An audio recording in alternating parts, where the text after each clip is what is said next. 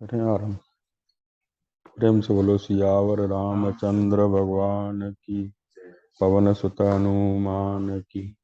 हर हर महादेव।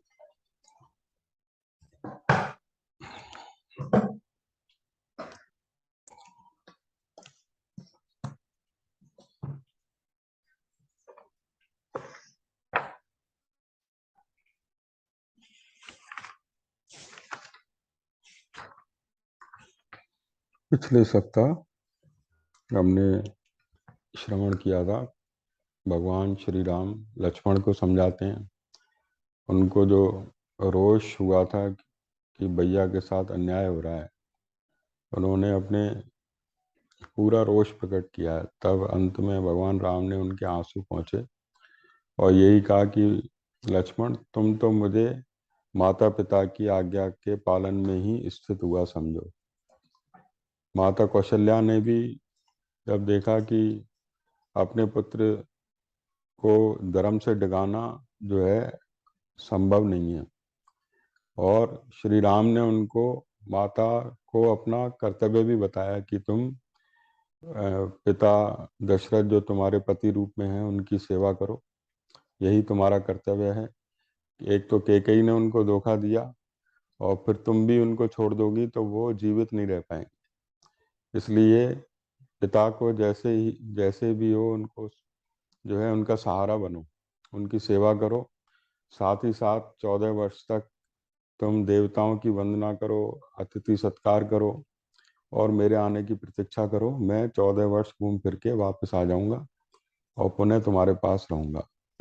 इस प्रकार अपनी माता को भी कर्तव्य का बोध कराते हैं। अंत में कौशल्या जो है, माता कौशल्या राजी हो जाती हैं।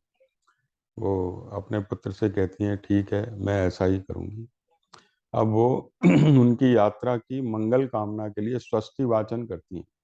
जैसे कोई पुत्र बाहर जा रहा हो तो हम उसकी मंगल कामना के लिए आशीर्वाद करते हैं ना, ऐसे ही माता उनको आशीर्वाद देती हैं ताकि उनकी यात्रा निर्विघ्न हो, है ना। ये स्वस्ति वाचन होता है। देवताओं की आराधना होती है।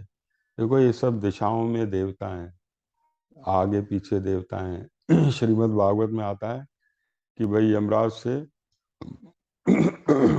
उन्होंने पूछा है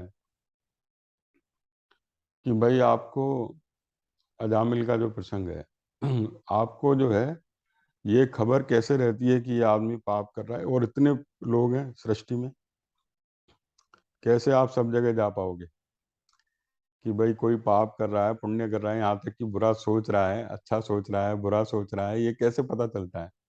तो यमराज ने उनसे कहा दिशाएं मुझे बताती है, पृथ्वी मुझे बताती है ना। ये सूर्य मुझे बताता है, चंद्र मुझे बताता है, दिन बताता है, रात बताता है। ये सर्वत्र देवता ही तो हैं, है ना। आप देखो सर्वत्र व्याप्त हैं। एक बार गुरु ने किसी से वो झूठ मूठ का पक्षी दिया, बोला इसकी गर्दन मरोड़ के आओ और वहां मरोड़ना जहाँ कोई ना देखे। तो सब लोग गए, बोले गुरुजी हमने तो बंद कमरे में, कोई देख नहीं रहा था, कर दिया। एक जो स्टूडेंट था वो बुद्धिमान था, वो लौट के आया, ज्यों का त्यों उस खिलौने को वापस ले आया। बोला गुरुजी मुझे तो कोई ऐसी जगह ही नहीं मिली जहाँ कोई ना देख रहा। भाई जो भी हम कार्य कर रहे हैं, पृथ्वी देख रही है, आकाश देख रहा है, दिशाएं देख रही हैं, है ना। सर्वत्र देवी देवता विराजमान है। ये सब देवी देवताओं के रूप में। वृक्ष देखते हैं, है ना, वायु देखता है, ये सब देवता है। तो बोले सबसे पहले तो मैं ही देख रहा हूँ कि मैं गलत कर रहा हूँ, और फिर ये देवता देख रहे हैं। तो मुझे ऐसी कोई जगह ही नहीं मिली कि जहां पर मैं सोचूं कि बिल्कुल एकांत है ना। हम सोचे हैं भाई चुपके से पाप कर लिया, अरे चुपके से नहीं, वो परमात्मा उसका साक्षी है, देवता उसके साक्षी हैं। चुपके से भी पाप कोई हो नहीं सकता है ना। तो इसलिए पाप से बचना ही वो है। तो ये यमराज बताता, ये सब मुझे मैसेज देते हैं कि भाई इसने, ये उसके अनुसार कर्मों का लेखा जोखा होता है। और इधर माता कौशल्या जो है दिशाओं से, वृक्षों से और जो पूरा स्वस्ति वाचन का उसमें प्रसंग दिया है, भगवान श्री राम को आशीर्वाद देती हैं, पुत्र रूप में है उनके। तो वो माता है, तो माता आशीर्वाद देती है उनको। तदनंतर उस क्लेशजनक शोक को मन से निकालकर श्री राम की मनस्विनी माता कौशल्या ने पवित्र जल से आचमन किया। फिर वे यात्रा कालिक मंगल कृत्यों का अनुष्ठान करने लगी। अब अपने पुत्र को वनवास के लिए आज्ञा दे रही कि ये कठिन कार्य है बहुत, है ना, लेकिन स्वस्तिवाचन कर रही हैं। इसके बाद वे आशीर्वाद देती हुई बोली, रघुकुल भूषण, अब मैं तुम्हें रोक नहीं सकती। इस समय जाओ, सत्पुरुषों के मार्ग पर स्थिर रहो और शीघ्र ही वन से लौट आओ। रघुकुल सिंह, तुम नियम पूर्वक प्रसन्नता के साथ जिस धर्म का पालन करते हो वही सब ओर से तुम्हारी रक्षा करे। सबसे पहले कहा है, तुमने जिस धर्म का पालन किया है वो धर्म तुम्हारी रक्षा करे। कहते हैं धर्मो रक्षति रक्षता, तुम धर्म की रक्षा करो, धर्म तुम्हारी रक्षा करेगा, है ना। धर्म अंत में रक्षा करता है। तो कहता है, माता कहती है, जिस धर्म का तुमने पालन किया है वो धर्म तुम्हारी रक्षा करे। बेटा, देव स्थानों और मंदिरों में जाकर तुम जिनको प्रणाम करते हो वे सब देवता महर्षियों के साथ वन में तुम्हारी रक्षा करें। बोले, जिन जिन देव स्थानों और मंदिरों में तुमने प्रणाम किया है देवताओं, वो देवता महर्षियों के साथ तुम्हारी रक्षा करें। तुम सद्गुणों से प्रकाशित हो। देखो, माता के मुख से हमेशा आशीर्वाद निकलता है। वो आता है ना कि वो प्रेम का कहती है कि मुझे अपनी माँ का कलेजा ला दो, पुरानी कहानी है ना। तो प्रेम का के चक्कर में फंस जाता है, तो कलेजा तो ले जाता है माँ का, लेकिन वो जब गिरता है तो उस कलेजे में से आवाज आती है कि बेटा कहीं चोट तो नहीं लगी। माता के कलेजे से आवाज आती है। तो माँ का दिल तो ऐसा है, वो हमेशा दुआ ही देता है बच्चों को। कैसे भी हों बच्चे, माँ का दिल दुआ करता है, आशीर्वाद देता है। तो उनके मुख से कई आशीर्वाद निकलते हैं। तुम सद्गुणों से प्रकाशित हो। बुद्धिमान विश्वामित्र जी ने तुम्हें जो जो अस्त्र दिए हैं वे सब के सब सदा सब ओर से तुम्हारी रक्षा करें। महाबाहु पुत्र, तुम पिता की शुश्रूषा, माता की सेवा तथा सत्य के पालन से सुरक्षित होकर चिरंजीवी बने रहो। बोले, तुमने जो पिता की सेवा की है, माता की सेवा की है ना, गुरुजनों की सेवा की है, वो कवच बनकर तुम्हारी रक्षा करेगी। पिता में भीष्म से अंत शांति पर्व में आता है ना। तो बोले, तुम्हारे बड़प्पन का राज क्या है? बोले, मैंने अपने माता पिता गुरुजनों इन सबका आदर किया है, सम्मान किया है, मैं सारे कर्म इनकी प्रसन्नता के लिए करता हूँ, है ना। तो ये बड़े बड़े महापुरुषों ने, चैतन्य महाप्रभु सन्यास लेके गए थे तब भी अपने माता को बहुत मनाया था। जैसे इधर भगवान राम ऐसे ही नहीं निकल गए, माँ को प्रसन्न किया है। उनको करते हुए इतना विलाप करनी थी, ये कोई साधारण बात तो थी नहीं वनवास की। माता से इजाजत लेना, पूरी तरह से उनको मनाना समझाना, है ना। और वो स्थिर हुई जब, लेकिन 14 वर्ष का समय काटना भी कितना कठिन बात है। तो बोले, माता पिता ये प्रत्यक्ष देवता हैं, है ना। ये हमारे सामने सूर्य के रूप में, चंद्रमा के रूप में, ये पूरी देव, देखो, ये उपनिषद का जो पहला ही सूत्र आता है, जो पहला ही मंत्र है, वो आता है, ईशावास्यम इदम सर्वम। ईश्वर इस सारे जगत में व्याप्त है ना। तो ये पूरे जगत के प्रति हमारा कर्तव्य होता है। तो वो कहते हैं, जो तुमने पिता की सेवा की है, माता की सेवा की है, सत्य का पालन किया है, उससे सुरक्षित होकर तुम चिरंजीवी बने रहो।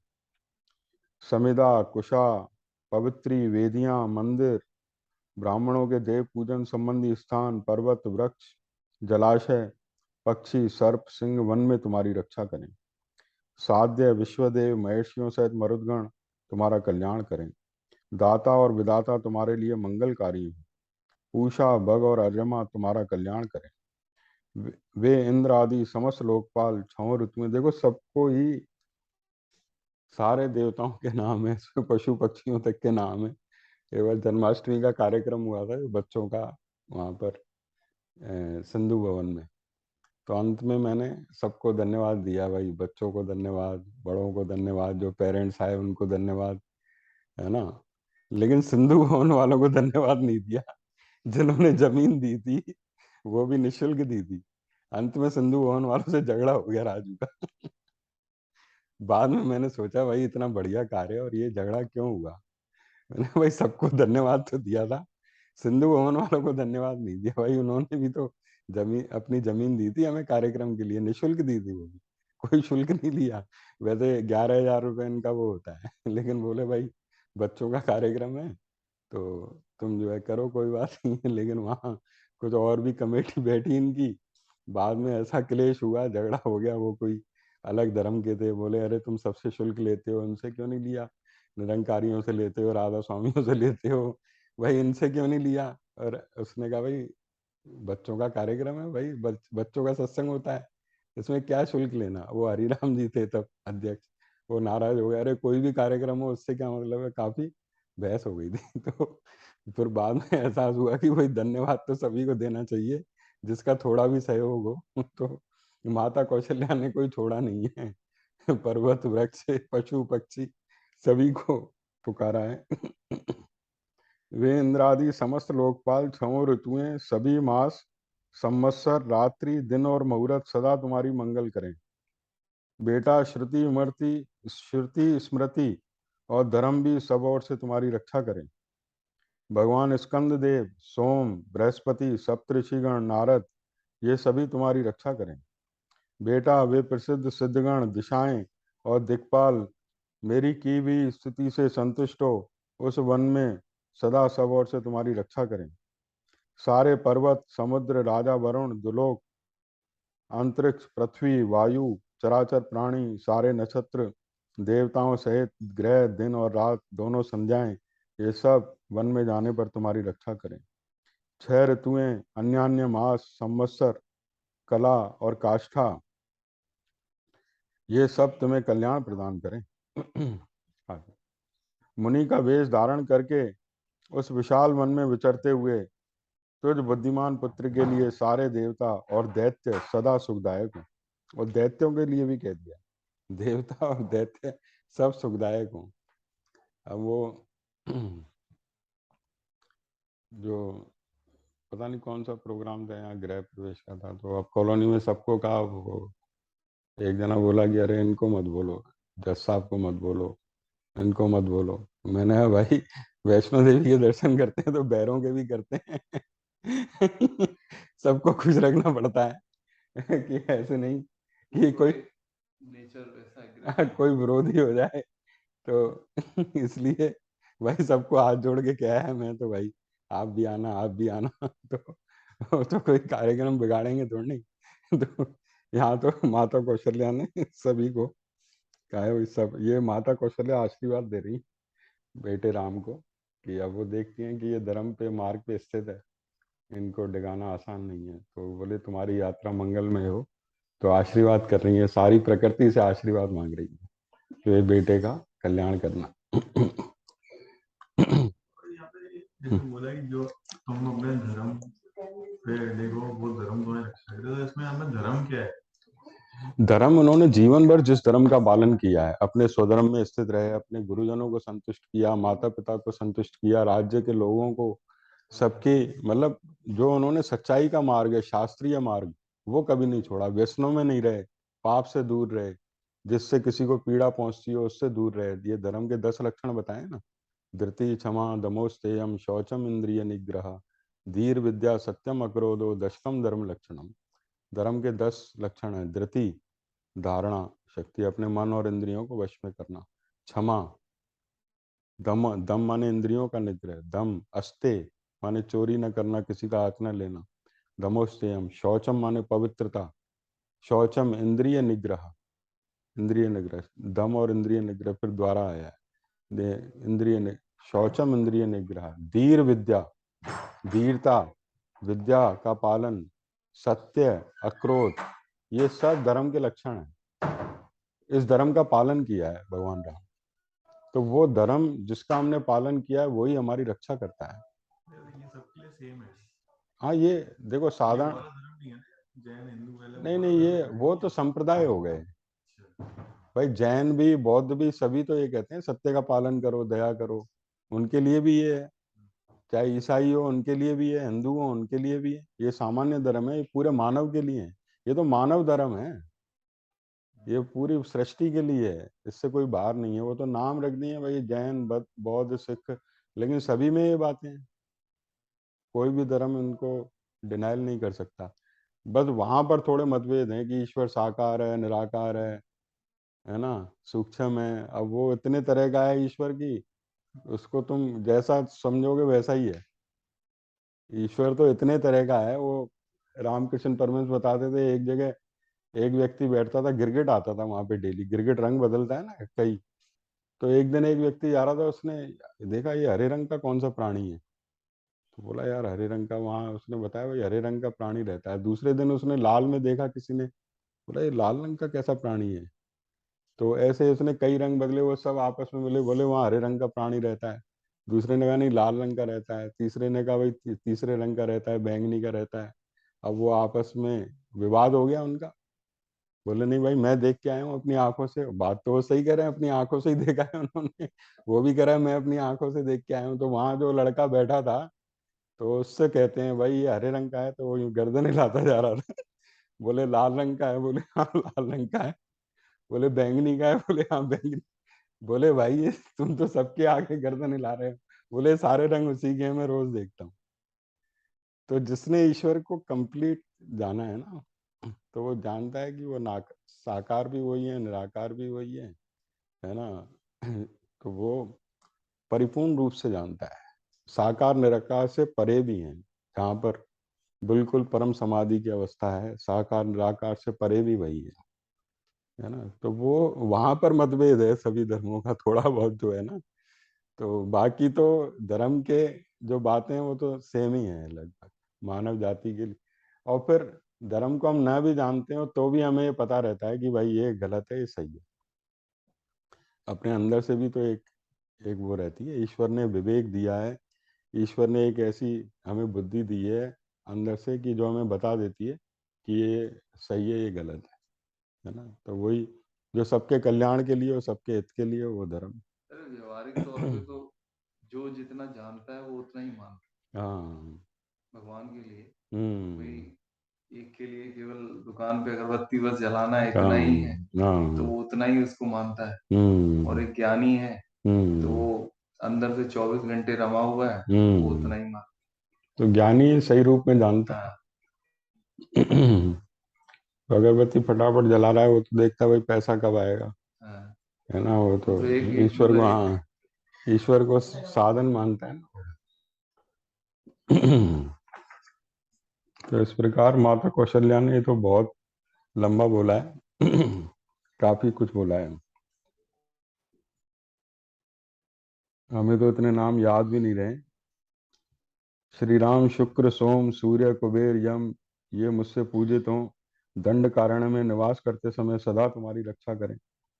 स्नान और आचमन के समय अग्नि, वायु, धूम तथा ऋषियों के मुख से निकले हुए मंत्र तुम्हारी रक्षा करें।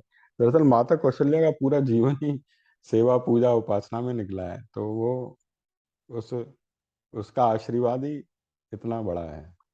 जैसे वो था ना दुर्योधन को, उसने देखा था गांधारी ने, वही पूरा शरीर वज्र का हो जाएगा। वो तो कृष्ण ने वो जांघों को ढकवा दिया, तो नहीं तो ये हो जाता अजर, अमर हो जाता दुर्योधन। तो माताओं की पति जो पतिव्रता स्त्रियां हैं उनकी शक्ति बड़ी अपार होती है। और जो संयमी स्त्रियां हैं और जो अपना वह पूजा में धर्म पालन में रहती हैं, उनकी शक्तियां बहुत होती हैं। तो ऐसे माता ने उनको आशीर्वाद दिया है।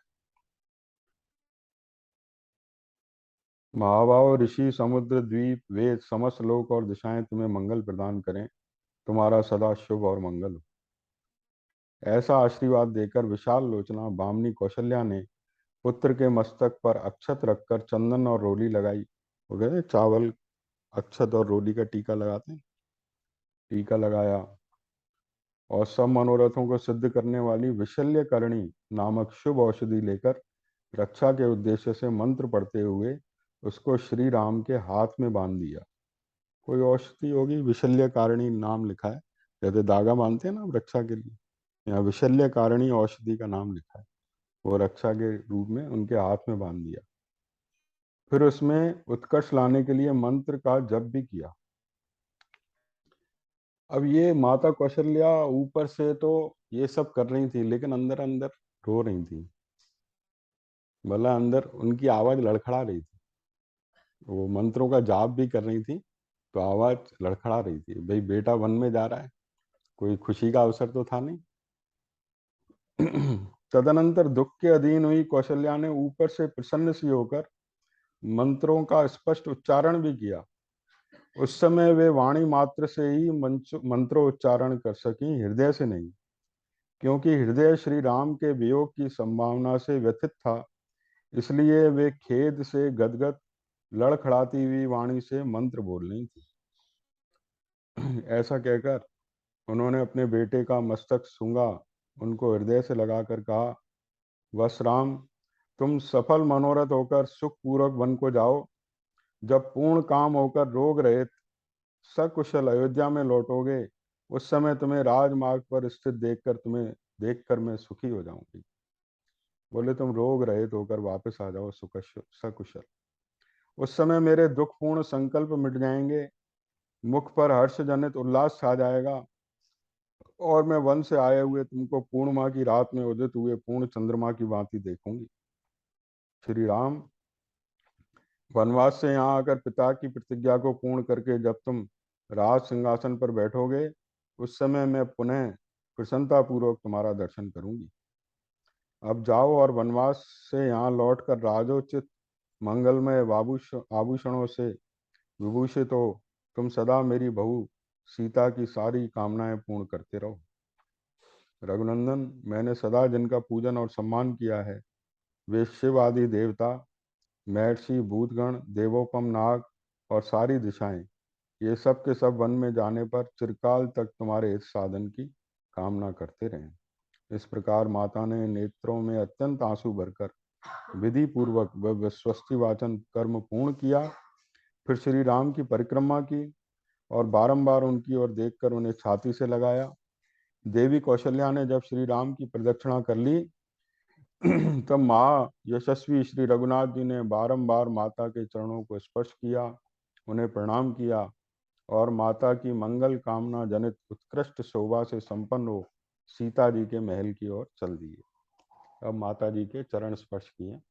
अब वो अपने ही महल में, जो सीता का महल है वो राम का भी महल, तो वो सीता के पास वहां से प्रस्थान करते हैं बताने के लिए।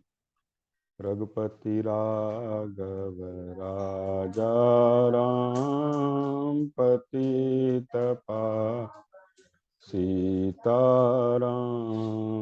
रघुपति राघव राजा राम पतित पावन सीताराम। सीताराम सीताराम बज प्यारे मन राम। सीताराम बज प्यारे मन सीताराम। रघुपति राम पतित पावन सीताराम।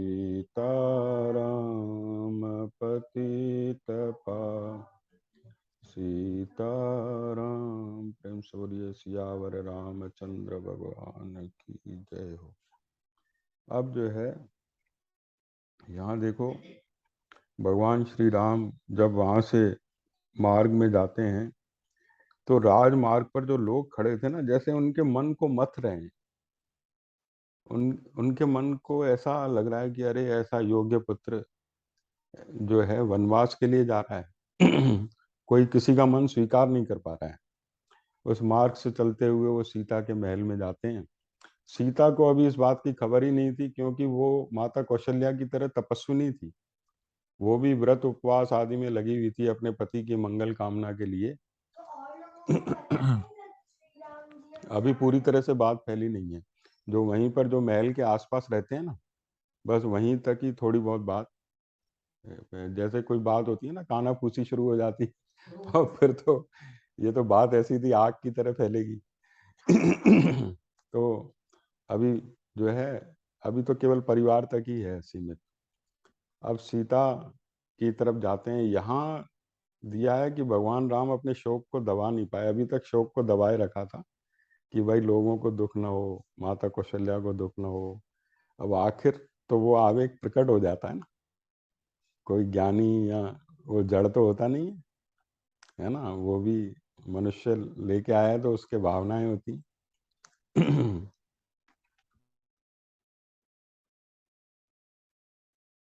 तपस्विनी विधेय नंदिनी सीता ने, देखो तपस्विनी नाम दिया है सीता का। उस समय मनुष्यों की भीड़ से भरे हुए राजमार्ग को प्रकाशित करते हुए राजकुमार श्री राम अपने सद्गुणों के कारण लोगों के मन को मथने से लगे। ऐसे गुणवान श्री राम को वनवास दिया जा रहा है, यह सोचकर वहां के लोगों का जी कचोटने लगा। तपस्विनी विदेह नंदिनी सीता ने अभी तक यह सारा हाल नहीं सुना था।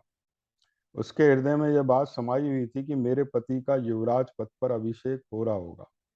विदेह राजकुमारी सीता सामयिक कर्तव्यों तथा राजधर्मों को जानती थी, अतः देवताओं की पूजा करके प्रसन्न चित्त से श्री राम के आगमन की प्रतीक्षा कर रही थी। सीता को सारे अपने सामयिक कर्तव्यों का ज्ञान था कि मेरा किस समय क्या कर्तव्य है, वो सब जानती थी। इतने में ही श्री राम ने भली भांति सजे सजाए अंतःपुर में, जो प्रसन्न मनुष्यों से भरा हुआ था, प्रवेश किया। उस समय लज्जा से उनका मुख कुछ नीचा हो रहा था। सीता उन्हें देखते ही आसन से उठ खड़ी हो गई। उन्होंने देखा मेरे पति का मुख जो है लज्जा से झुका हुआ है, ऐसा पहले कभी मैंने देखा नहीं, है ना। वो तो पतिव्रता स्त्री होती है, मनोभावों से ही समझ जाती है कि पति के मन में क्या चल रहा है। तो वो एकदम उठ के खड़ी हो गई, उनकी अवस्था देखकर कांपने लगी और चिंता से व्याकुल इंद्रियों वाले अपने उस शोक संतप्त पति को निहारने लगी। धर्मात्मा श्री राम सीता को देखकर अपने मानसिक शोक का वेग सहन न कर सके, अतः उनका वह शोक प्रकट हो गया।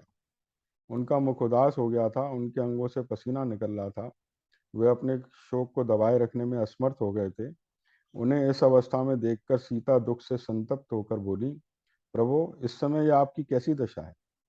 रघुनंदन, आज बृहस्पति देवता संबंधी मंगल में पुष्य नक्षत्र है, जो अभिषेक के योग्य है।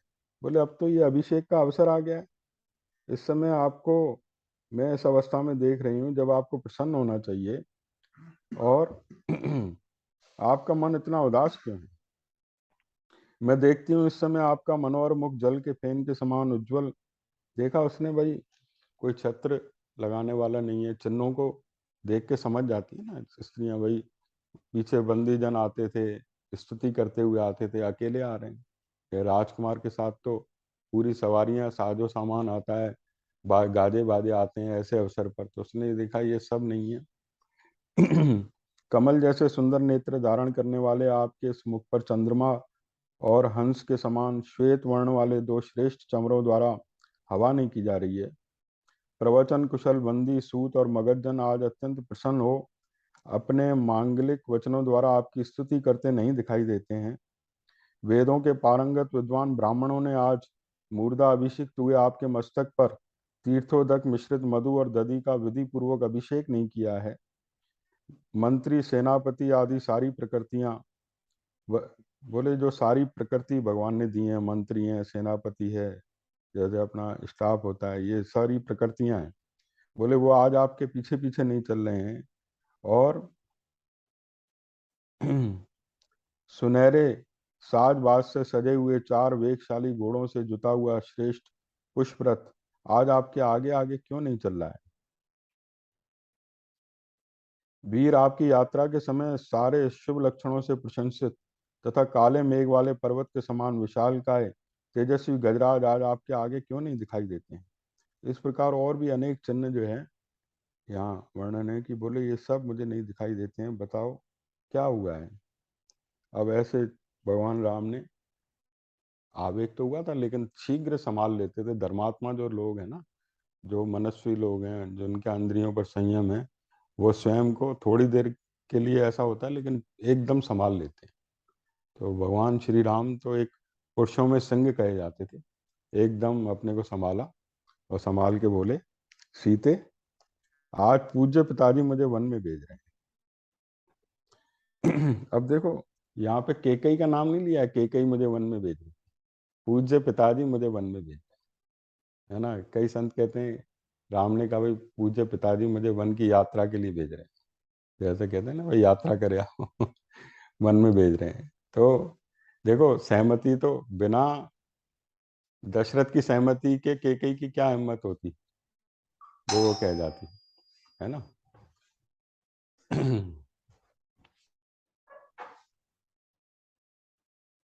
श्रीमन नारायण नारायण नारायण, श्रीमन नारायण नारायण नारायण, श्रीमन नारायण नारायण नारायण, श्रीमन नारायण नारायण नारायण, श्रीमन नारायण नारायण नारायण, भजमन नारायण नारायण नारायण, भजमन नारायण नारायण नारायण, भजमन नारायण नारायण, श्रीमन नारायण नारायण नारायण, लक्ष्मी नारायण नारायण नारायण। प्रेम से बोलो लक्ष्मी नारायण भगवान की जय।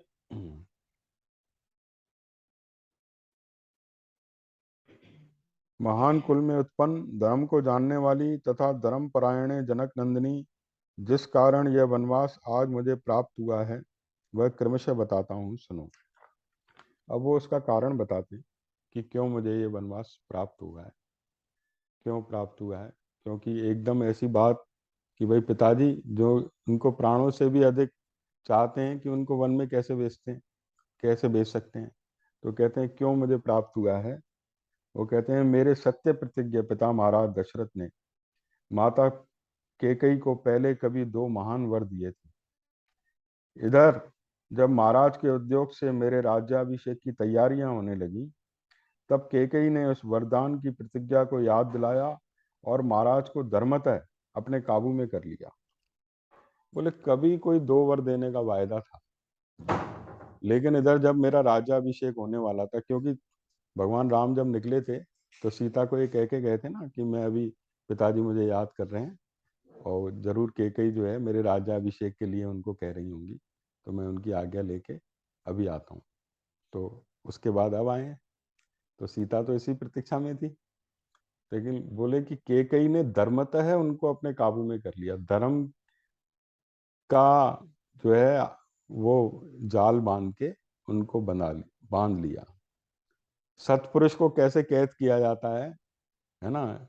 ये जो चालाक लोग हैं ना जानते हैं। तो कैकेयी ने अपना जैसे मंथरा की सलाह से कि दशरथ कैसे काबू में आ सकते हैं, और कोई तरीका नहीं है, धर्म से आ सकते हैं, क्योंकि धर्म में उनकी निष्ठा थी। अपनी सत्य वचन को हमेशा उन्होंने पालन किया है। रघुकुल रीत सदा चली आई, प्राण जाए पर वचन न जाए, है ना। तो बोले धर्मतः ही वो काबू में आ सकते हैं। तो यहाँ श्री राम सीता से कह रहे हैं कि कैकेयी ने धर्मतः मेरे पिता को जो सत्य प्रतिज्ञा हैं उनको अपने काबू में कर लिया। इससे विवश होकर, बोले अब विवश हो गए, पिताजी ने भरत को तो युवराज के पद पर नियुक्त किया है और मेरे लिए दूसरा वर स्वीकार किया है, जिसके अनुसार मुझे 14 वर्षों तक दंड कारण्य में रहना होगा। अब ये बात कह देते हैं। ये बात कहते ही सीता को समझाना शुरू कर देते हैं। अब तुम यहाँ पर रहना, भरत की आज्ञा का पालन करना, भरत के आगे मेरी तारीफ मत करना, क्योंकि जो राजा होते हैं, सत्पुरुष होते हैं, वो इस तरह की बातें नहीं सह पाते हैं। वो तो अब कभी कभी तो आ जाएं तो अपने पुत्र को भी राज्य से निकाल दें, कभी आए तो किसी को सिंहासन पर रख दें, इस तरह से समझाना शुरू कर देते हैं। तुम माता की सेवा करना, पिता की सेवा करना, है ना, अपनी सखियों से भी मेरे ज़्यादा मेरे गुणों की चर्चा मत करना, या उसको टोका टाकी मत करना, भाई तुम्हारी वजह से ही मेरे पति जो है वहां चले गए वनवास, इस तरह की बातें कहना शुरू कर देते। लेकिन सीता से, अब देखो सीता ने एक बार भी यहाँ ये नहीं बोला है कि पिता ने ऐसा क्यों किया, माँ ने ऐसा क्यों किया, है ना। उनको तो एकमात्र धर्म समझ में आता था कि जहां मेरे पति है वहां मैं हूँ। पति के चरणों की सेवा में रहना ही मेरा एकमात्र धर्म है। वो भी अपने पति को अच्छे से जानती थी कि ये धर्म के मार्ग पे हैं, श्री राम इनको डिगाना असंभव है ना।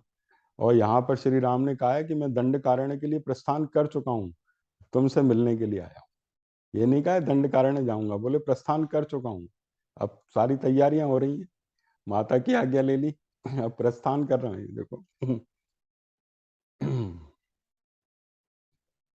इस समय मैं निर्जन वन में जाने के लिए प्रस्थान कर चुका हूँ और तुमसे मिलने के लिए आया हूँ।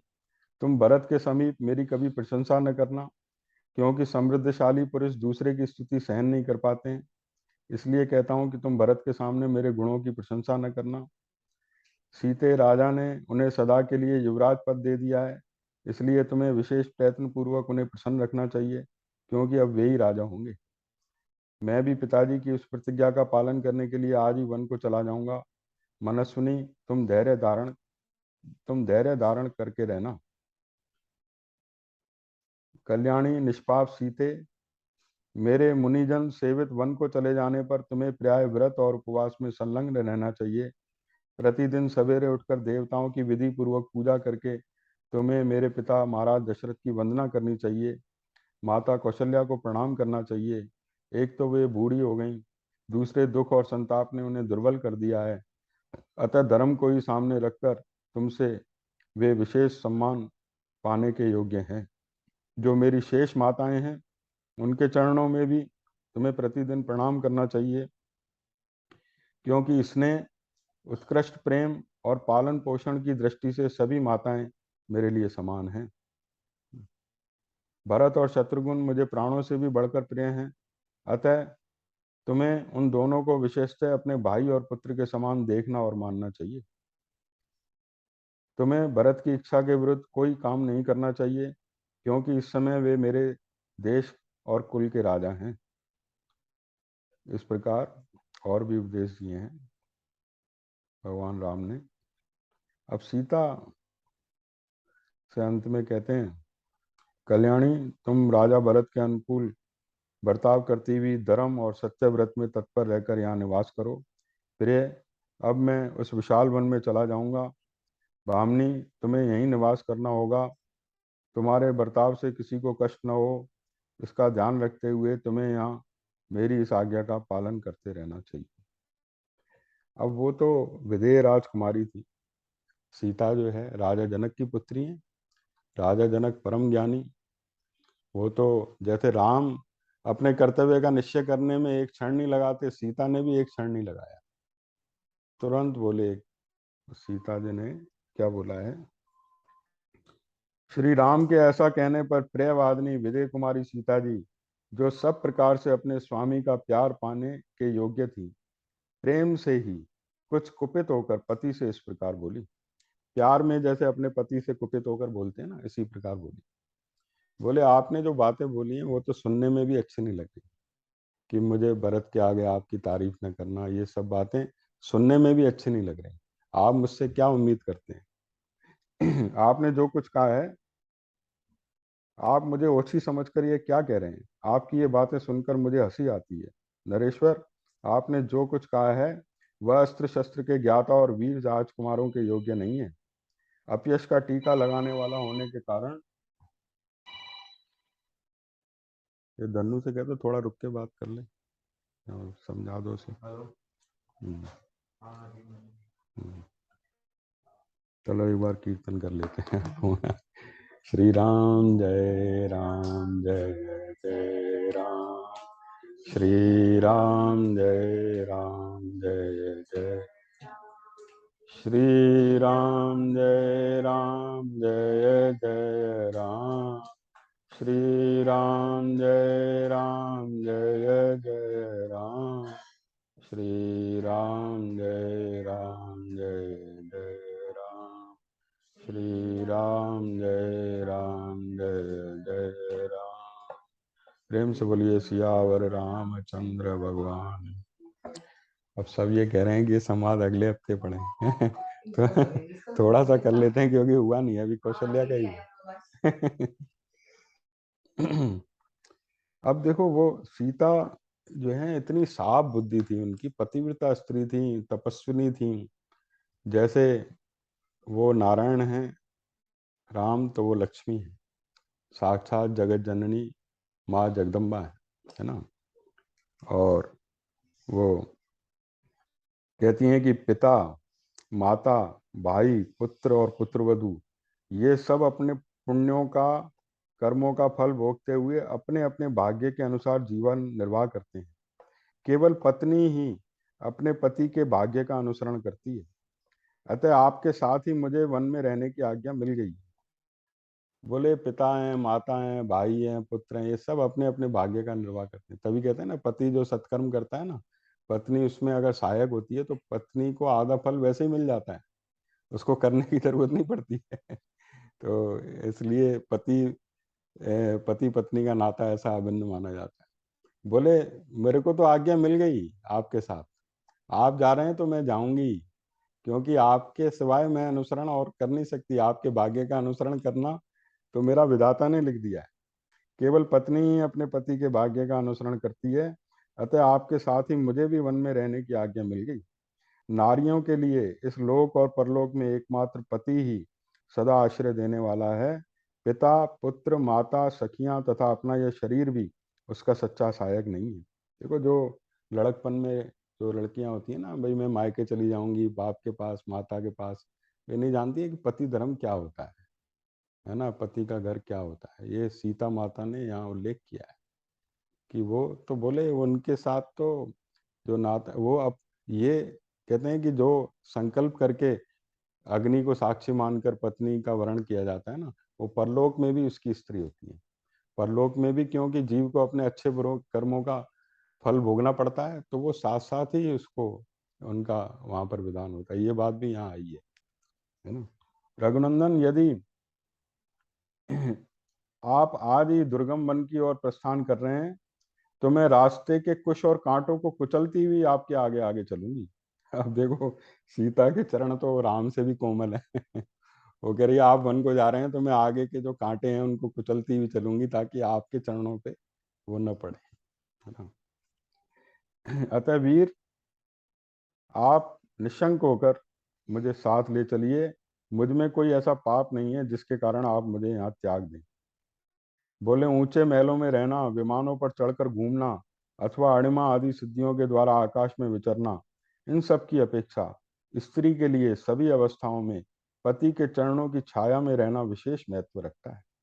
बोले ऊंचे ऊंचे महलों में रहना, जो पैसे पे जिनकी दृष्टि रहती है ना, अभी ऐसी ऐसी घटनाएं आती हैं अखबारों में कि निर्धन हो गया पति तो डाइवोर्स कर दिया, बीमार पड़ गया तो छोटी छोटी कामनाओं की वजह से उसको छोड़ दिया, है ना। तो ये सब बातें, तो जब पति कष्ट में है तब तो विशेष आवश्यकता है साथ रहने की।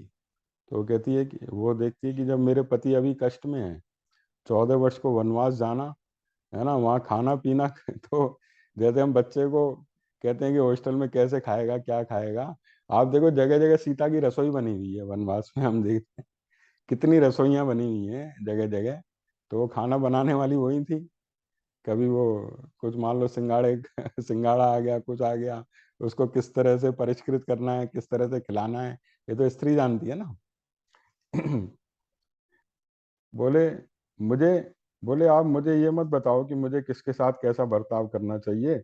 बोले ये तो मुझे माता पिता ने खूब अच्छे से सिखाया है। ये उनका प्यार बोल रहा है।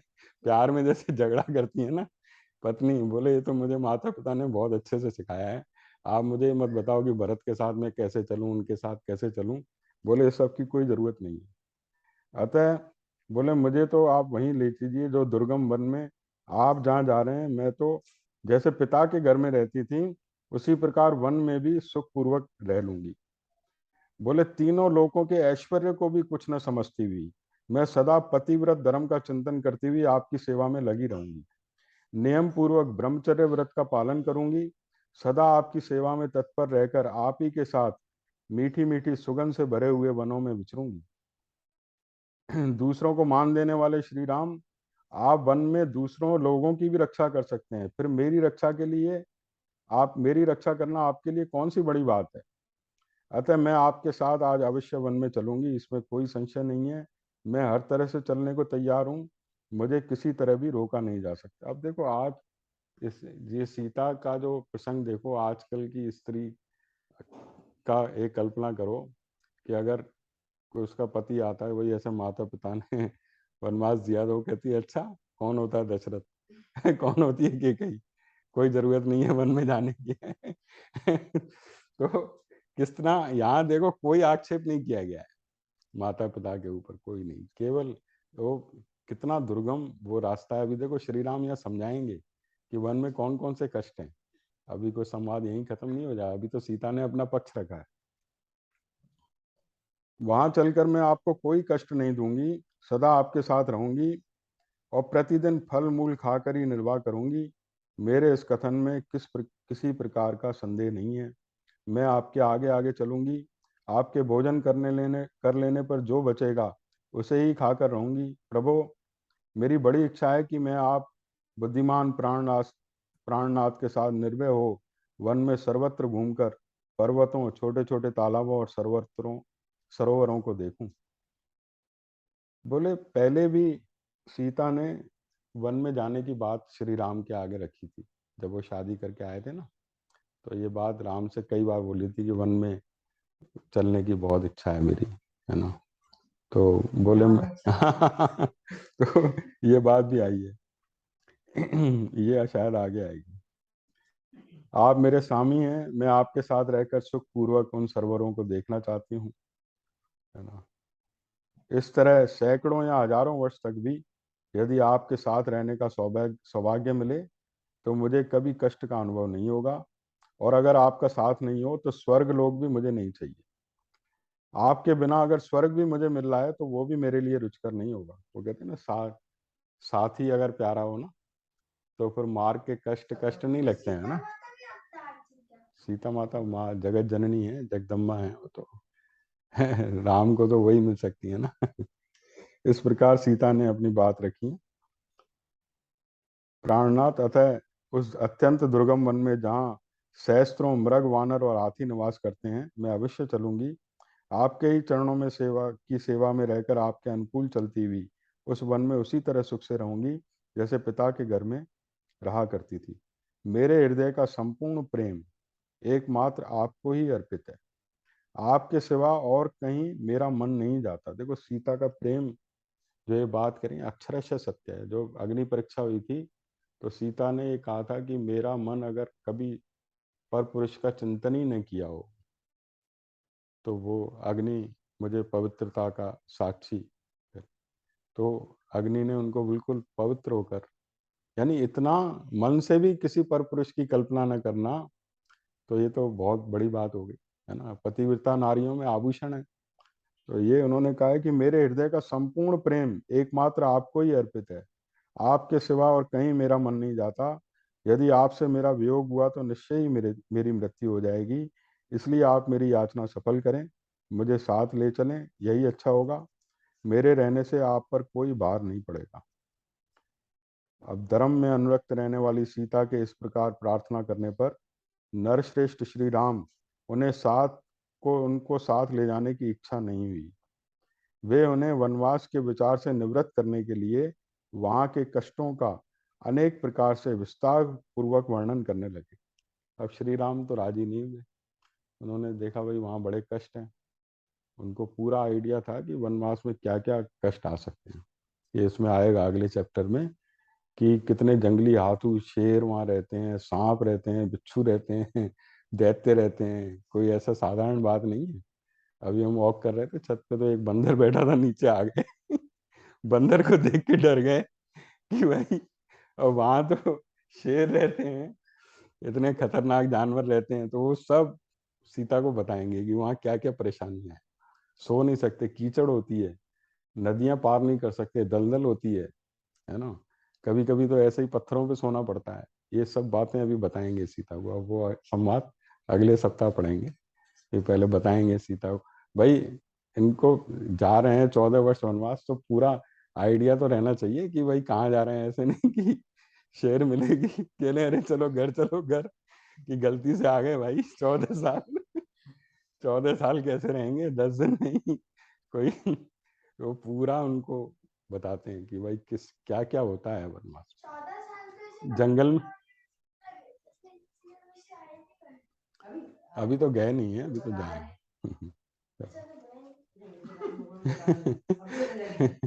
रघुपति राघव राजा राम, पतित पावन सीताराम। रघुपति राघव राम, पतित पावन राम सीताराम सीताराम, बड़ प्यारे मन सीताराम सीताराम सीताराम, बड़ प्यारे मन सीता। रघुपति राघव राजा राम, पति पावन सीताराम। कृष्णाय वासुदेवाय हरे परमात्मने प्रणतक्लेशनाश गोविन्दाय नमो नमः। त्वमेव माता च पिता त्वमेव बन्धु च सखा, त्वमेव विद्या द्रविणं त्वमेव सर्वम्। ॐ पूर्णमद पूर्णमिदं पूर्णात् पूर्णमुदच्यते पूर्णस्य पूर्णमादाय पूर्णमेवावशिष्यते। ॐ शान्ति।